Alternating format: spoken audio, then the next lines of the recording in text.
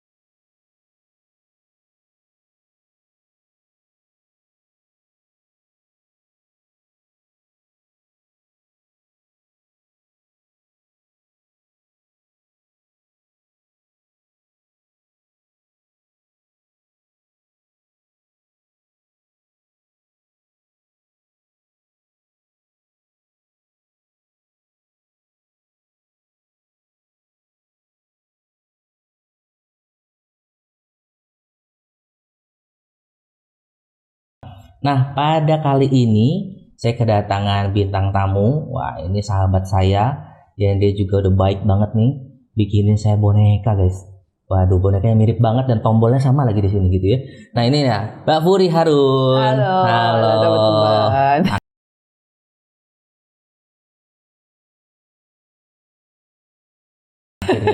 Akhirnya iya. setelah sembunyi. Thank you loh, ini mirip banget loh sama aku loh. Ya, ini mirip mungkin waktu masih muda, slim ya. Masih kurus. Sekarang juga sebenarnya masih muda, cuman agak berbobot. Sebenarnya saya tuh nggak gemuk. Saya kan udah berapa kali bilang saya tuh nggak gemuk, cuman tebal. Lupakanlah. Tebal aja, iya. Jadi itu saya nggak gemuk gitu ya. Ini kebetulan nih, ini pas nih tompelnya sama nih, ada on off-nya. Mantep lah ini. Ini akan jadi ikon kita nih. Waduh, kalau syuting nanti kita pasangin ini nih. Iya. Nah, mantap lah. Oke, gimana Mbak Furi? Alhamdulillah lah ya. Apanya nih? Are you okay? Ya, oke lah. Oke. Gimana? Kemarin kan lagi ada sedikit masalah ya. Iya. Sebenarnya kan kalau namanya hidup itu kan tidak terlepas dari masalah gitu. Jangankan kita sebagai public figure gitu ya, yang banyak dilihat orang gitu. Yang waktu kita masih dulu jadi ibu rumah tangga pun masalah ada gitu. Tetapi ya masalah itu adalah pembelajaran. Jadi kalau dibilang sedih, ya sudah pasti ya sedih, bingung karena baru menghadapi permasalahan seperti ini. Tapi kemudian kita akhirnya jadi belajar banyak hal dan malah akhirnya sekarang bisa dalam taraf yang bersyukur ada permasalahan seperti kemarin. Jadi kita tahu bagaimana harus menghadapi dan bersikap gitu sih. Kalau boleh tahu nih, message yang didapat yang paling serem, yang paling parah tuh yang kayak gimana sih dari netizen gitu. Ya. Kalau pesan yang paling serem, sebetulnya saya tuh nggak pernah baca komentar. Jadi kalaupun ada orang yang kirimin, Murni lu di berita ini di Facebook nih rame banget gitu. Ini ada berita kayak gini, ada berita kayak begini. Paling saya cuman baca awalnya aja karena kita sudah paham maksud dan ininya kemana. Tetapi ya itu tadi, supaya tidak terlalu stres gitu, saya cuma baca kisi-kisinya aja, saya nggak pernah baca secara keseluruhan gitu. Ya kalau pesannya mungkin ya secara umum ya banyak kan orang yang tidak suka dengan spirit dolls, menentang dan lain-lain. Jadi intinya ya menentang spirit dolls-nya gitu. Contohnya mungkin ada sampai ngata-ngatain gitu. Ngata-ngatain banyak. Ya? Jadi ya disuruh, tapi so far sih saya terimanya dengan positif aja ya, disuruh taubat lu gitu-gitulah, terus masuk neraka apa segala macem, iblis gitu. Tapi kemudian saya tuh gini, saya dari kecil itu diajarkan untuk tidak pernah menghina orang lain kayak gitu. Jadi di saat hinaan itu datang kepada kita, di situ kita harus introspeksi diri. Ini kesalahannya ada di mana? Apa yang harus kita perbaiki, apa yang harus kita lakukan ke depannya. Tetapi bukan berarti kita harus balas menghina orang gitu. Karena kan yang namanya spirit doll seperti ini kan kalau saya memang hobi gitu, jadi pasti ada orang yang suka, ada orang yang enggak gitu loh, gitu. Jadi kalau misalnya dikata-katain iblis atau apa, ya saya sih cukup, oh ya udah berarti saya ke depannya harus bisa lebih lebih bijaksana lagi, harus lebih baik lagi ibadahnya kayak gitu aja. Ya namanya juga semua orang pasti ada pro kontra lah. Betul. Semua mau dia lakukan baik yang buruk juga pro kontra. Nabi aja juga ada pro dan kontra kok. Ada yang mendukung, ada yang enggak gitu kan. Jadi saya pada waktu Mbak tadi cerita ngomong soal hujat-hujatan begitu, ada yang ngatain Mbak iblis dan sebagainya. Saya jadi ingat pesan Abah Sepuh, ayahnya Abah Anom gitu ya, wasiatnya bahwa dia pernah mengatakan pada waktu orang berilmu yang menghujat orang yang bodoh, maka rusaklah ilmunya. Bagi orang yang alim atau ibadahnya bagus namun menghujat para pendosa atau orang-orang yang ahli maksiat, maka rusaklah amal ibadahnya. Nah itu pesan Abah Sepuh gitu. Jadi sekalipun teman-teman si ahli ibadah, sekalipun teman-teman ahli ilmu gitu kan, kalau misalnya ada beda pendapat dengan orang lain, itu tidak semestinya kita menghujat dia gitu loh. Karena yang berhak mengklaim atau menghakimi seseorang itu bersalah atau tidak, masuk surga atau neraka, itu hanya Allah semata. Jadi kalau kata guru saya pun juga, kalau pada waktu ada orang yang bisa mengklaim lu masuk neraka, emang lu udah bisa masuk surga, berarti dia sudah mengklaim dirinya Tuhan. Itu yang bahaya gitu ya. Nah ini saya sih sisinya hanya sebagai host ya. Saya sebagai host. Host, jadi nggak ngebelain siapa-siapa ya. Aneh netral. Aneh netral. Tapi walau bagaimanapun, ini sahabat saya ini. Iya. Betul. Oke, kita ganti topik yang lebih ringan ya. Iya. Mami Furi, kenapa sih kok mau dipanggil Mami itu kenapa gitu? Karena anak asuhnya banyak sih. Kan cuman ini boneka-boneka aja tuh, kayak yang lain-lain manggil Mami juga. Yang lain adopter manggil Mami Furi. Gak merasa tua? Udah tua sih. Udah tua, jadi tahun ini saya udah mau 41, jadi ya udah cocok lah disebut Mami gitu. Kadang saya juga suka ke anak saya, aduh mama pengen deh jadi nenek muda gitu. Jangan dulu aku pengen kerja, pengen kuliah, jangan dulu nyuruh punya anak gitu. Iya. Kayak gitu. Bukannya biasanya panggil Kak gitu kan, atau Mbak gitu kan. Saya bingung nih manggilnya Mami Furi, Mbak Furi, Kak Furi apa gimana enaknya? Bebas.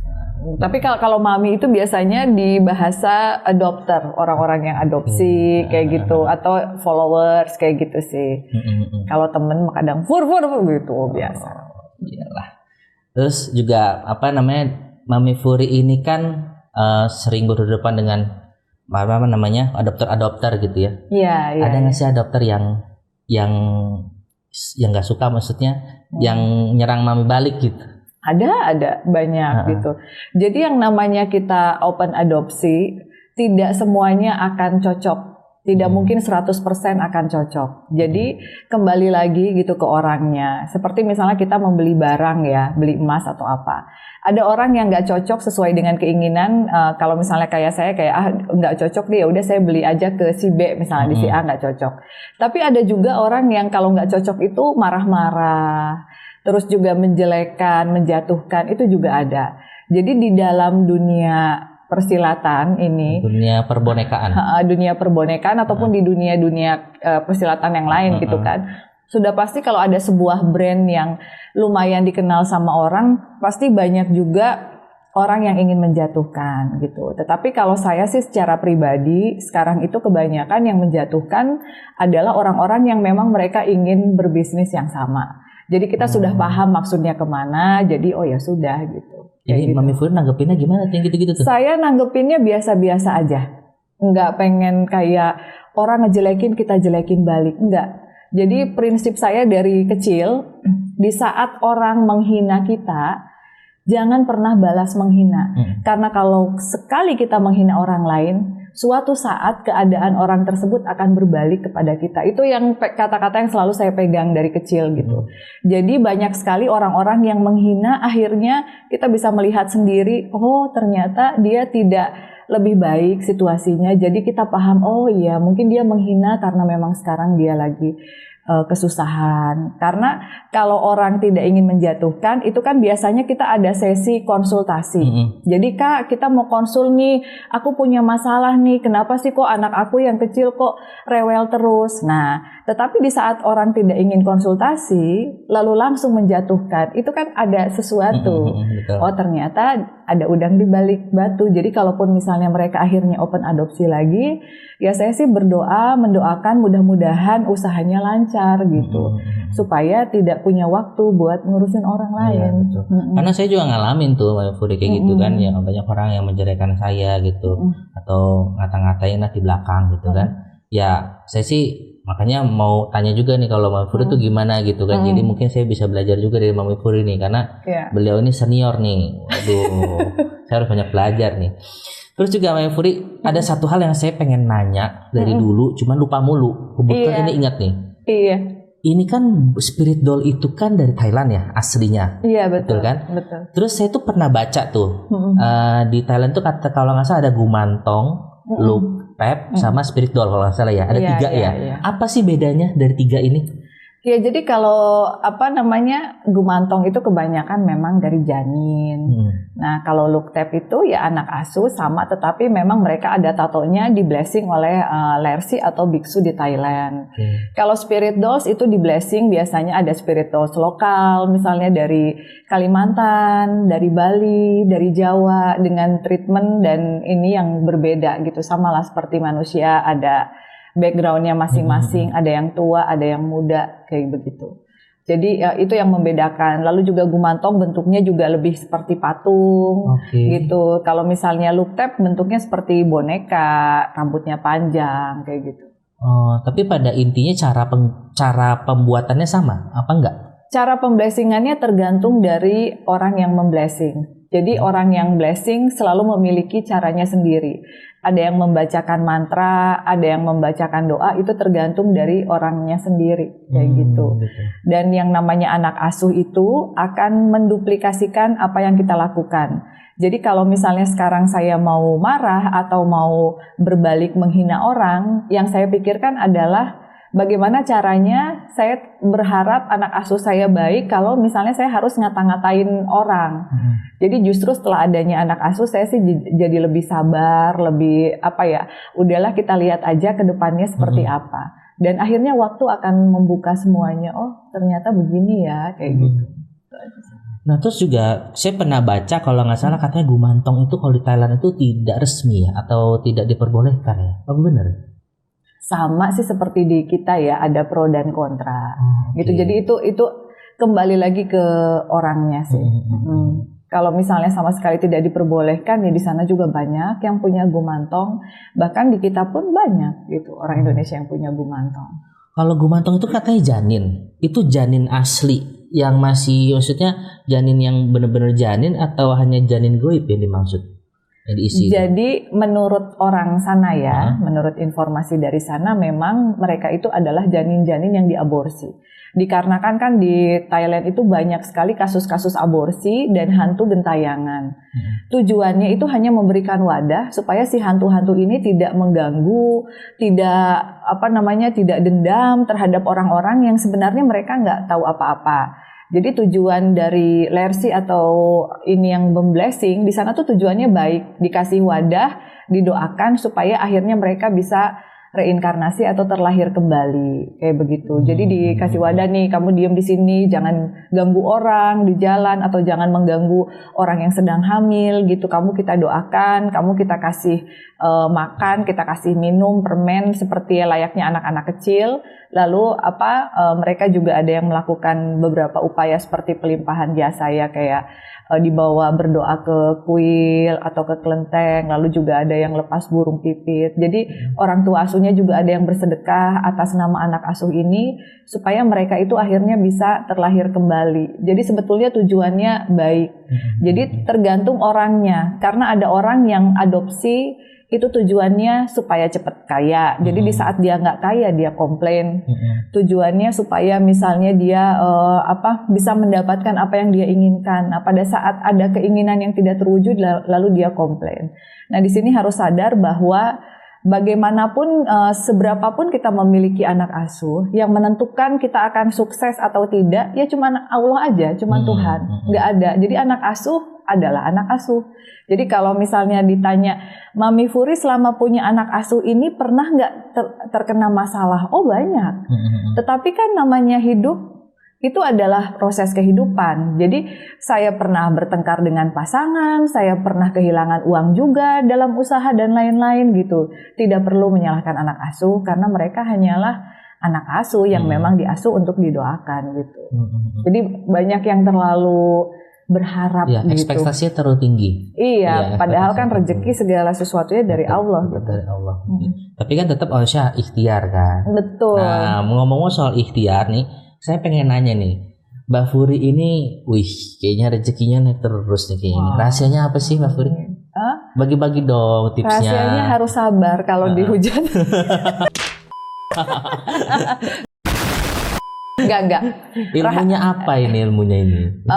Apa ya? Mungkin karena saya tuh dari kecil saya orang yang susah kayak gitu. Jadi saya selalu saya selalu berusaha untuk bisa tabah, kuat dan juga semangat di dalam mengarungi kehidupan. Dari kelas 2 SD saya sudah jualan bolpen, saya sudah cari uang sendiri. Saya tidak bisa meminta uang karena kalau minta uang dimarahin. Jadi saya terbiasa jualan, terbiasa begini begitu. Kadang dulu waktu SMP, misalnya SMA ada temen yang ramalin atulah, kamu kan bisa lihat nih gitu, aku bakalan jadian gak sama si A, si B. Jadi hal-hal seperti itu udah dari SMP, SMA orang datang ke saya cuman sekedar pengen dilihat kayak gitu. Nah mungkin karena pelajaran hidup seperti itu, terus saya juga baru ketemu ibu saya waktu saya hamil, waktu saya mau nikah saya baru ketemu ibu kandung saya. Jadi saya benar-benar orang yang survive gitu. Jadi di saat saya kena masalah mungkin yang kelihatan lebih stres tuh si Bang Yogi kayaknya. Tadi bilangnya gitu ya. Iya gitu. Padahal yang dihujatnya kita, tapi stresnya tuh Yogi berasa dia dihujat sendiri gitu. Artisnya mah nyantai baik gitu. Manajernya pusing, begitu keliling ya. Sampai badannya di bengkak. Kepala di kaki udah gitu manajernya. Iya kayak gitu. Iya. Oke. Cuman ada nggak sih Mbak Furi itu punya amalan khusus kah atau apakah gitu? Iya. Masa sih nggak punya, nggak mungkin, nggak percaya ya? Ada ya. Apa itu? Doa favorit saya seneng sholawat, saya seneng Al-Fatihah. Jadi kalau saya larung di Bali, di Jogja, ataupun misalnya saya mandi nih di Sumur Bandung, atau saya datang ke makamnya Ibu Ratu Galuh, mantra yang selalu saya yakin untuk diri saya sendiri adalah salawat dan juga Al-Fatihah. Dan saya selalu rajin mandi bunga. Gitu. Karena kan yang namanya kita blessing dolls, kita menghadapi orang-orang yang kurang suka sama kita, itu juga butuh ketenangan batin. Jadi saya yakin dengan salawat, dengan mandi, bukan hanya badan kita yang kuat, tetapi jiwa kita juga kuat. Itu yang penting. Nah, ngomong-ngomong soal mandi bunga nih, kan kalau saya kan al-hikmah ya, saya tuh jujur saya tidak pernah menggunakan bunga dalam ritual saya gitu. Tapi saya biasanya menggunakan minyak-minyak non alkohol dari Arab, gitu, dari Madinah dan Mekah gitu. Nah, kita pengen belajar dari Mbak Furi, sebenarnya orang-orang itu kalau mandi kembang itu fungsinya buat apa sih, dan apakah ada yang dibaca atau gimana nggak sih kalau mandi kembang itu? Kalau menurut saya bacaan yang terbaik adalah bacaan yang kita yakin dari hati.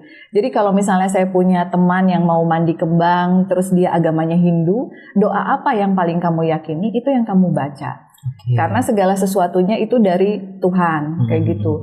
Ya kayak misalnya kita kena masalah, kita dihujat, udah pasti kita sedih, sudah pasti kita sakit hati. Tetapi sedih dan sakit hatinya tidak boleh berlarut-larut.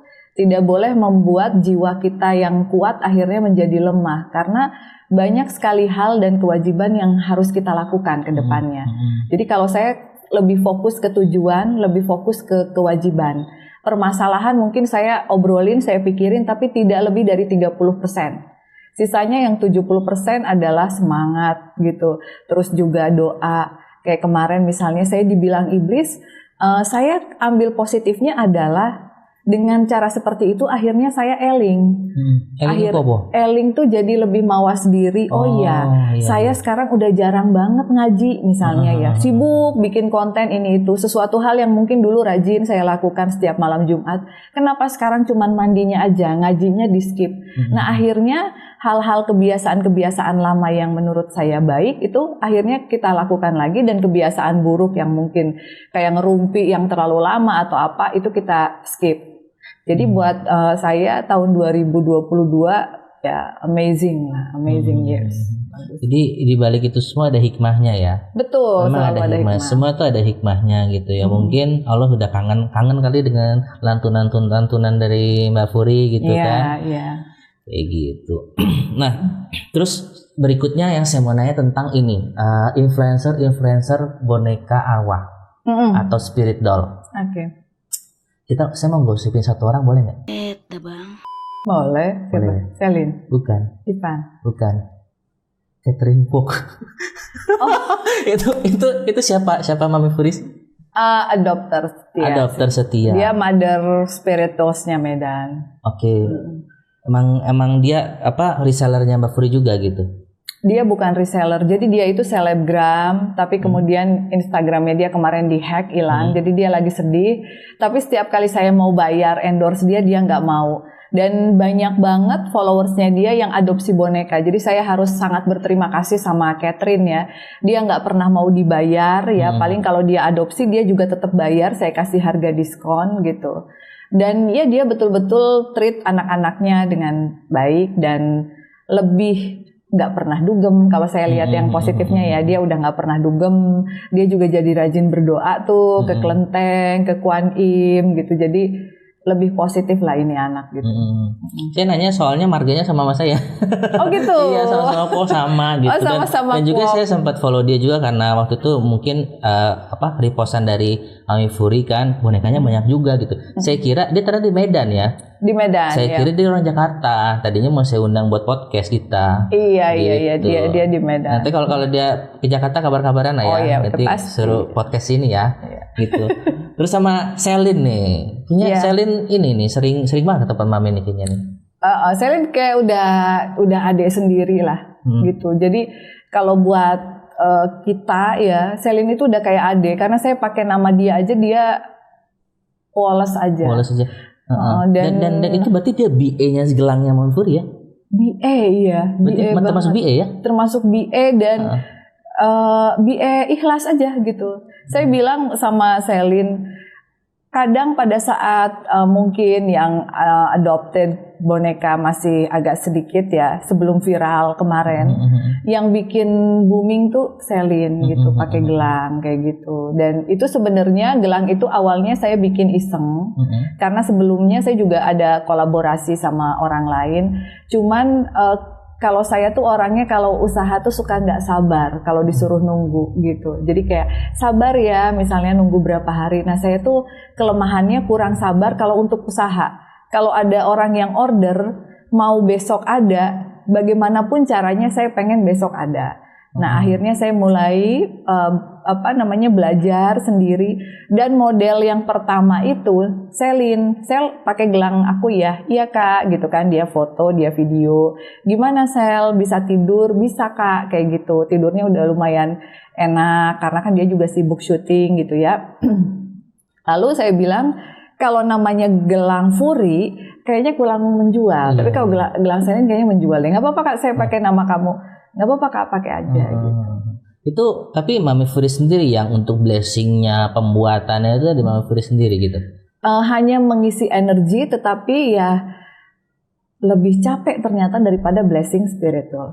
Iya. Lebih capeknya lebih kenapa? Capek waktu saya pertama kali isi energi di gelang, 3 hari saya nggak bisa tidur. Jadi tidur itu kayak ngawang-ngawang. Nah ternyata saya tanya waktu itu sama Sarah Wijayanto, kata Sarah, udah kamu grounding, meditasi. Jadi akhirnya saya grounding, saya meditasi. Akhirnya alhamdulillah di booster lagi gitu. Kalau spirit dolls mungkin karena dia, oh saya mau rumahnya yang ini, akhirnya si spiritnya juga ikut membantu kan masuk ke situ. Kalau gelang itu energinya kan memang bener-bener kita yang Kita yang sendiri. paksa masukin. Betul, Iya, kita seperti yang dorong. itu. Jadi capek sih. Iya. Tapi ya karena Selin ya jadi banyak request ya nggak apa-apa deh. Yang penting cuan. Jadi itu susahnya teman-teman ya, susahnya pembuatan apa seperti gelang, spirit doll gitu. Jadi hargailah gitu. Ya kita kan ya di sini kan untuk membantu teman-teman juga ya nggak sih? Udah pasti, udah pasti. Jadi dulu almarhum Bapak itu bilang, sebenarnya almarhum Bapak tidak terlalu senang yang begini ya, karena beliau juga kan punya pesantren. Jadi kayak, tapi ya udahlah karena ini anak aneh sendiri, jadi kalau nanti kamu misalnya dapat uang dari spiritual kamu gitu ya, dari kemampuan kamu jangan kasih 2,5%. Kalau 2,5% itu kayak misalnya kalau kamu kerja di kantor, kamu dapat rezeki dari orang, dikasih misalnya sama keluarga atau apa. Tetapi untuk spiritual kalau bisa kamu kasih 50%-nya. Karena namanya kita bekerja dengan sesuatu hal yang gaib supaya lebih maslahat, kamu iniin 50%. Kayak begitu. Jadi saya selalu ingat kata-kata dari Bapak, cuman setelah almarhum Bapak meninggal tahun 2015, nah 2 tahun kemudian saya baru berani untuk punya spirit dolls. Karena kalau Bapak masih ada, udah pasti nggak boleh.